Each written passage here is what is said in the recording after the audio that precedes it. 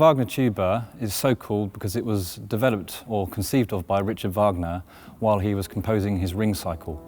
Whilst composing Rheingold, he was looking for an instrument that could bridge the gap between the horns and the trombones.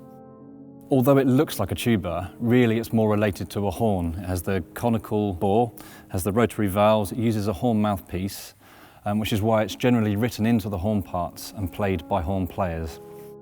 Where it really comes into its own though, I think, is when it's used as a quartet, often with the addition of the bass tuba to make it into a quintet. And I think it says everything about how Wagner viewed the instrument, that he used it to introduce his Valhalla motif in Das Rheingold, literally the sound of the gods.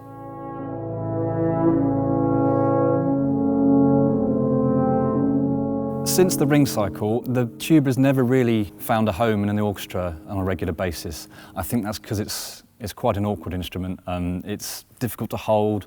The intonation can be challenging if you don't spend the time, getting used to the quirks of it. However, some composers have written for it, notably Richard Strauss, and Stravinsky used it to great effect in Rite of Spring.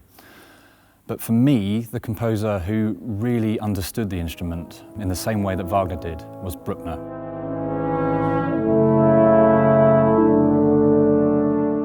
When writing his 7th Symphony, Bruckner decided to use the tuba. So this was the first time he had written for the Wagner tuba, and in fact the first time anyone had written for the tuba in a symphony.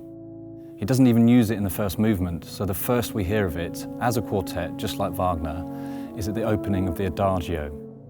Bruckner was writing this Adagio in anticipation of the death of Richard Wagner, who was gravely ill at the time.